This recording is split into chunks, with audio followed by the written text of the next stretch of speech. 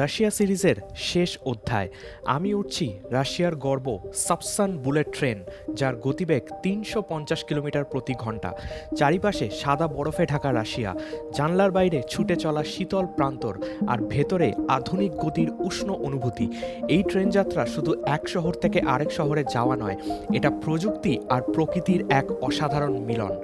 Saint Petersburg থেকে Moscow, তারপর Moscow ছুঁয়ে ফিরে যাওয়া নিজের দেশে। এই ট্রেনের প্রতিটা মুহূর্তে জমে আছে বিদায়ের অনুভূতি আর এক অবিস্মরণীয় রাশিয়া সফরের শেষ স্মৃতি। Good morning. আজকে 31শে ডিসেম্বর 2025, আর আজকে আমার সেন্ট পিটার্সবার্গ থেকে ইন্ডিয়াতে যাওয়ার জার্নি শুরু হয়ে গেছে।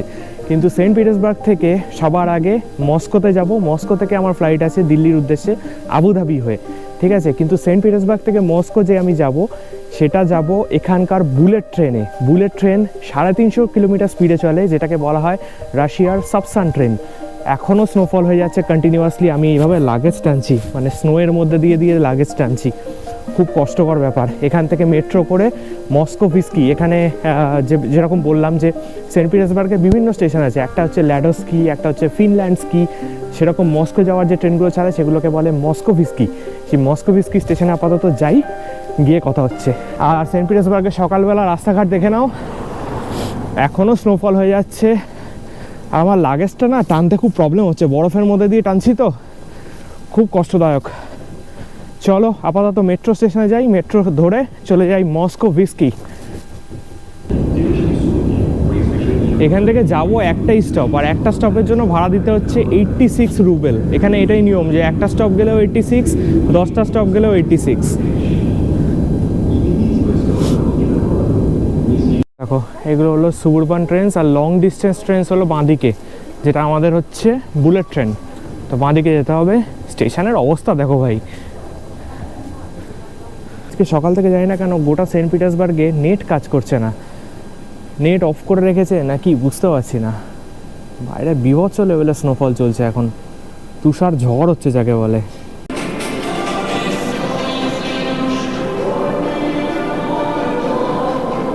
এখন বসে আছি সেন্ট পিটার্সবার্গ স্টেশনে, আর 1 ঘন্টা বাদে আমাদের ট্রেন, যেটা সাপসান ট্রেন, সেটা এখনও প্ল্যাটফর্ম দেয়নি, প্ল্যাটফর্ম অ্যানাউন্স করেনি এখনও। বসে আছি এই সামনে ওই যে ডিসপ্লে বোর্ড লাগানো আছে, ওখানেই প্ল্যাটফর্ম অ্যানাউন্স করবে আর কিছুক্ষণ বাদে।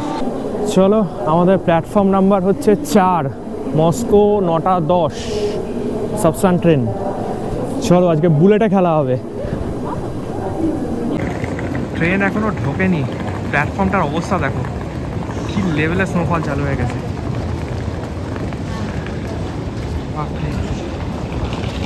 সময় এখন 8টা 40, আর বুলেট ট্রেন ঢুকছে। দেখো, ফার্স্ট লুক রাশিয়ার সাপসান বুলেট ট্রেন, কি সুন্দর।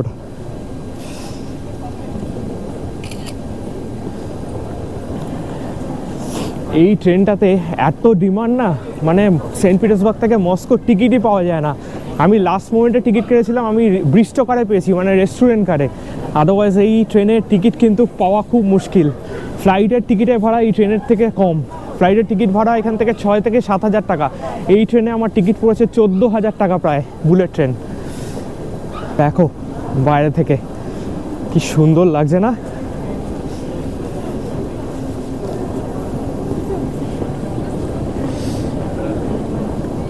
এইটা হচ্ছে আমার কম্পার্টমেন্ট, ব্রিস্টোকার। এই যে 5 নম্বর, ঠিক আছে। এই কম্পার্টমেন্টটার অর্ধেকটা হলো রেস্টুরেন্ট, অর্ধেকটা বসার অ্যারেঞ্জমেন্ট করা আছে, ঠিক আছে। এই দেখো লাইন পড়ে গেছে ব্রিস্টোকারে 5 নম্বর।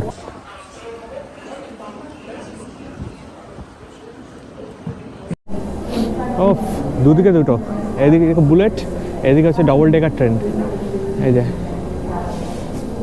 এটা হচ্ছে রাশিয়ার ডবল ডেকার ট্রেন, এটাও মস্কো যাবে, কিন্তু এটা অনেক সময় নেবে, এটা 8 ঘন্টার মতো সময় নেবে, আর আমাদেরটা 4 ঘন্টা সময় নেবে। রাশিয়ার যে কোনো ট্রেনে ট্রাভেল করার সময় ট্রেন অ্যাটেন্ডেন্ট শুধু আপনার পাসপোর্টটাই দেখতে চাইবে, এবং রাশিয়ান ট্রেনের টিকিট কিভাবে বুক করবেন তার ডিটেলসটা আমি এই ভিডিওর ডেসক্রিপশন বক্সে দিয়ে রাখছি।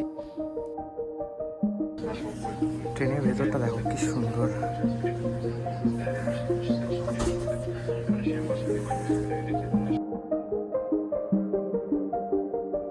আমার এটা রেস্টুরেন্ট কার্ড, ঠিক আছে। তো এখানে খাওয়া দাওয়া সব ইনক্লুডেড রয়েছে। যারা দিতে আসবে তারা ইনস্ট্রাকশন দিচ্ছে এখন। 2534 রুবেল আমার অ্যালাওয়েন্স আছে। তো এর মাঝে আমি যা খুশি অর্ডার করতে পারি। এর বেশি যদি অর্ডার করি তাহলে আমাকে এক্সট্রা পে করতে হবে। 2534 অনেক অ্যামাউন্ট। আমি যেহেতু ফরেনার সেহেতু আমাকে ইংলিশে মেনুটা দিয়ে দিয়েছে, এই যেরকম লিখে দিয়েছে। আর মেনু কার্ডটা নিয়ে তারপর আমি সিলেক্ট করে নেবো। ওরা অর্ডার নিতে এসছে, যে খাবার অর্ডার নিতে এসেছিলো না, ওকে পাগলা করে দিয়েছি যে আমার তো 2500 টাকা অ্যালাউন্স আছে, তো 2500-এর মধ্যে যতক্ষণ শেষ হচ্ছে ততক্ষণ অর্ডার করেই যাচ্ছি এরকমভাবে। ট্রেন ছাড়ার কিছুক্ষণের মধ্যেই ডিসপ্লে বোর্ডে শো করলো বাইরের তাপমাত্রা -12 ডিগ্রি এবং ট্রেনের স্পিড প্রায় 200 কিলোমিটার ছুঁয়েছে।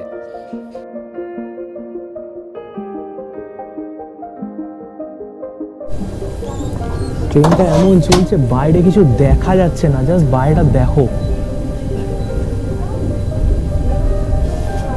মানে এখন অলমোস্ট 275 কিলোমিটার স্পিড তুলে নিয়েছে।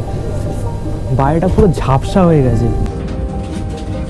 সেরা সেরা কি ভিউ বাইরে।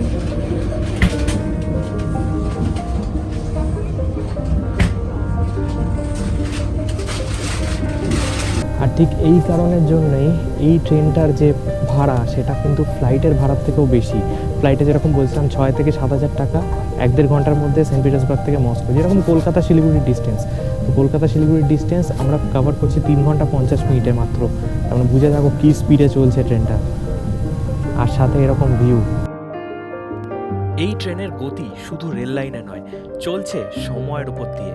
বরফে ঢাকা রাশিয়াকে পেছনে ফেলে আমি এগিয়ে যাচ্ছি এক নতুন অনুভূতির দিকে।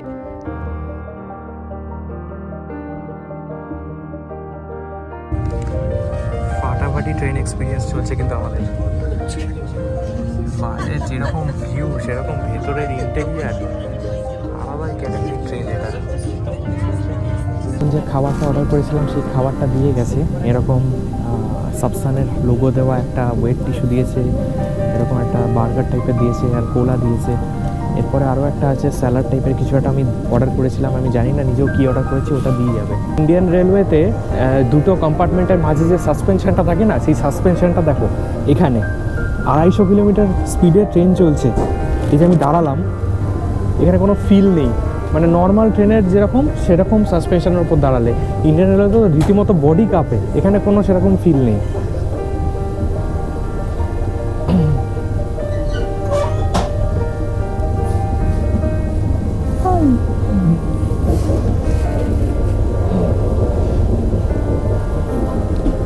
বরফ চিরে ট্রেন বেরিয়ে যাচ্ছে, বরফ চিরে ট্রেন বেরোচ্ছে। ওফ, এটা ওয়াশরুম, মোটামুটি ফ্লাইটের মতোই ওয়াশরুম, ছোট্টখাট্টো ওয়াশরুম, তো ঠিকঠাক। Просим не выходить из вагона пассажиров, чья поездка не окончена. The train is arriving at Uglovka station. The train stop here will last for 1 minute only. We ask you not to leave the car unless you reached your destination.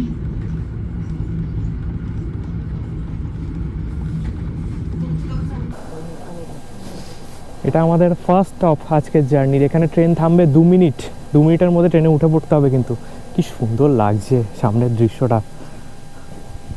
বাইরে অনেকক্ষণ দাঁড়াতে ইচ্ছা করছে এইরকম দৃশ্য দেখে, কিন্তু দাঁড়াতে পারছি না। কি করব, ট্রেন এক্ষুনি বন্ধ হয়ে গেলে কেস খেয়ে যাবো। যদিও 2জন আছেন অ্যাটেন্ডেন্ট, ওরা বলে দিচ্ছে।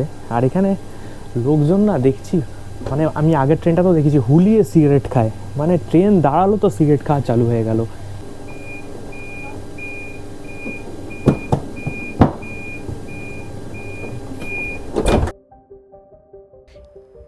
এটা শুধু এক বুলেট ট্রেন নয়, এটা একটা বিদায়ের পথ। প্রতিটা কিলোমিটারে জমে আছে স্মৃতি আর রাশিয়ার শীতল গল্পগুলো।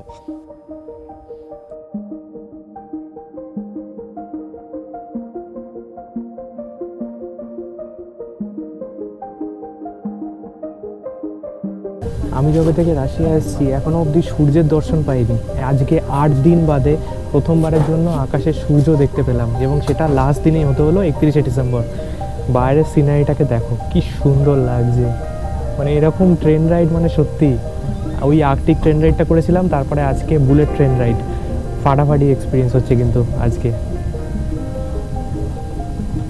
দেখো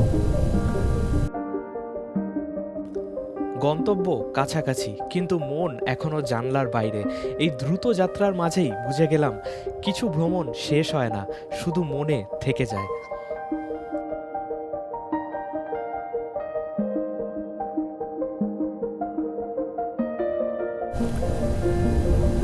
আমার না আজকে ক্যামেরা বন্ধ করতে ইচ্ছাই করছে না। এরকম ভিউ দেখার পর কারো ক্যামেরা বন্ধ করতে ইচ্ছা করে?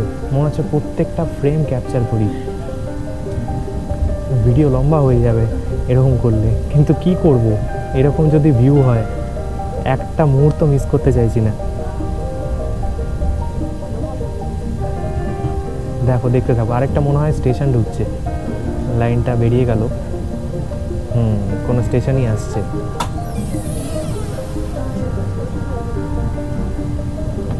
দেখা যাক। এই তো স্টেশন। বাবা, নিমেষের মধ্যে স্টেশনটা বেরিয়ে গেল।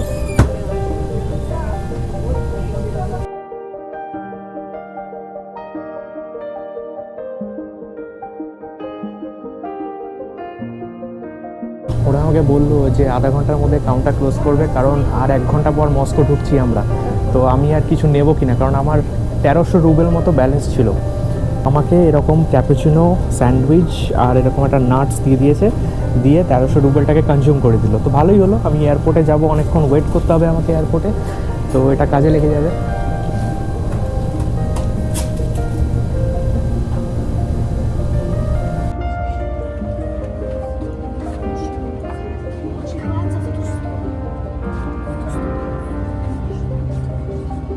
আর 15 মিনিটের মধ্যে আমরা ঢুকছি মস্কোতে, মস্কোর লেনিনগ্রাডস্কি রেলওয়ে স্টেশন, যেখানে এই সাবসান বুলেট ট্রেনটা ঢুকবে।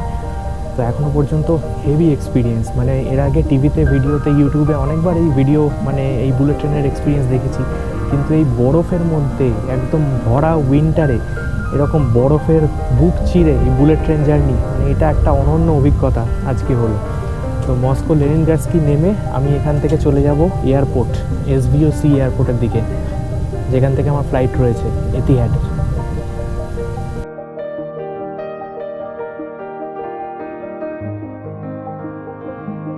একটা 5 মতো বাজে। 3 ঘন্টা 55 মিনিটের সফর শেষ হতে চলছে। এইগুলো হলো কমিউটার ট্রেন, মানে লোকাল মস্কো থেকে আশেপাশে যেগুলো যায় আর কি।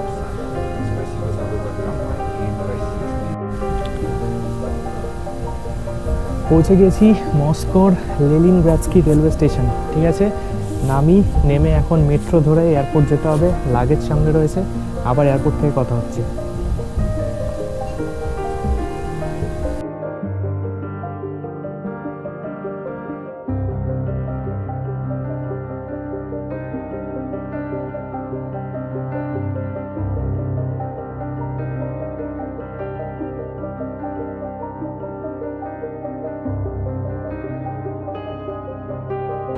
টার্মিনাল সি ইন্টারন্যাশনাল এয়ারপোর্টের ডিসপ্লে বোর্ডটা খালি দেখো, ডিসপ্লে বোর্ডটা দেখো ভাই।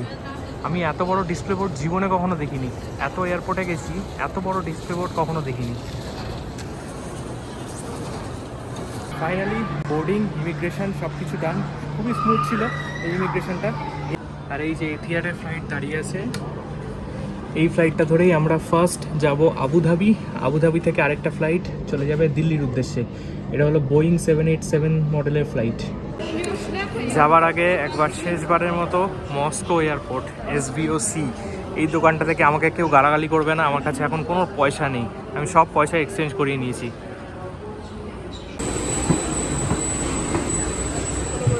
$25K. Yeah. হ্যালো,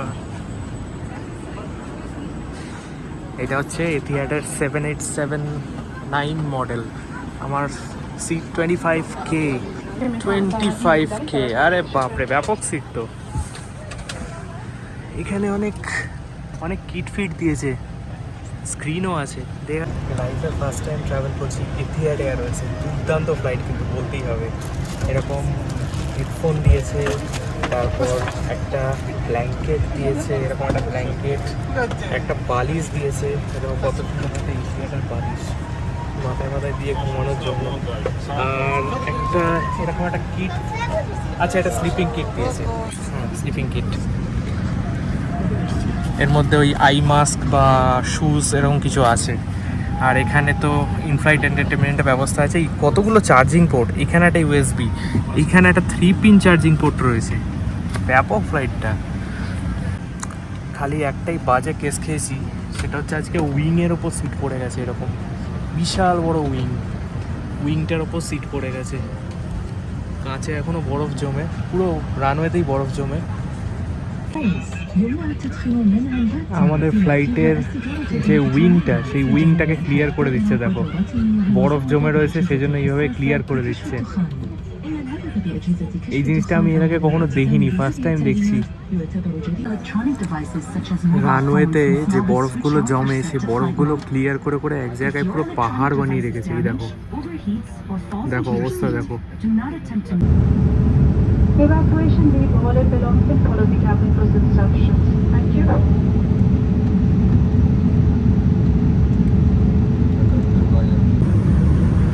সময় এখন 5:20, আমরা পৌঁছাচ্ছি আবুধাবি।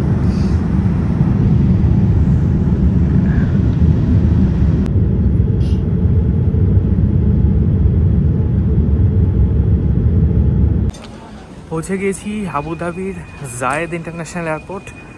আচ্ছা, ডান দিকে দেখাচ্ছে অ্যারাইভাল ট্রান্সফার। বিশাল বড় এয়ারপোর্ট, কোথায় শুরু কোথায় শেষ কোনো ঠিক নেই। এই যে আবুধাবি এয়ারপোর্টে এই বাঁ দিকে চলে যাচ্ছে ব্যাগেজ ক্লেম, আর সোজা চলে যাচ্ছে ট্রান্সফার সার্ভিস। আমাকে ট্রান্সফারই হতে হবে, আমি আর বাঁ দিকে যাবো না, সোজা চলে যাচ্ছি ট্রান্সফার। এই হলো আবুধাবির জায়েদ ইন্টারন্যাশনাল এয়ারপোর্ট। সূর্য উঠছে, কি সুন্দর লাগছে দেখতে। ঠিক আছে,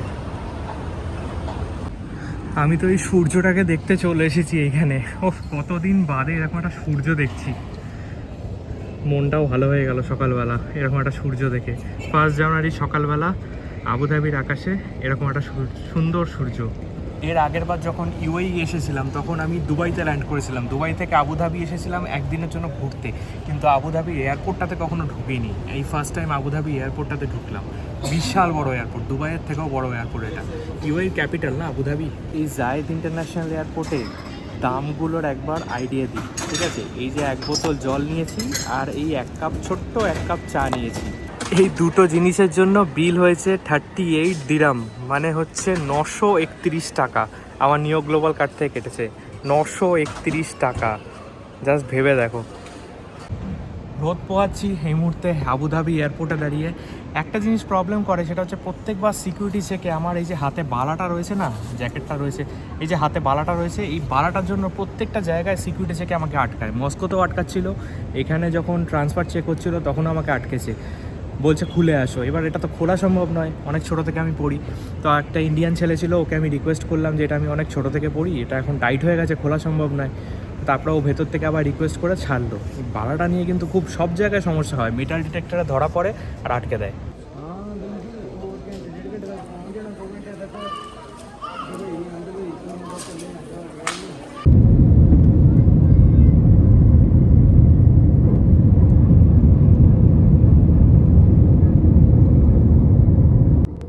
উপরে আকাশ, নিচে আলোয় ঝলমলে এক শহর দুবাই, সঙ্গে বুর্জ খলিফা এবং পাম জুমেরা। এই দৃশ্যটা যেন যাত্রার শেষের আগে আরও একটা উপহার। মস্কোর বরফ, আর্কটিকের নীরবতা পিছনে ফেলে এই আলোক ঝলমলে আকাশপথেই আমি ফিরছি নিজের ঘরে। Welcome to India. এক দীর্ঘ যাত্রার শেষে আবার দেখা।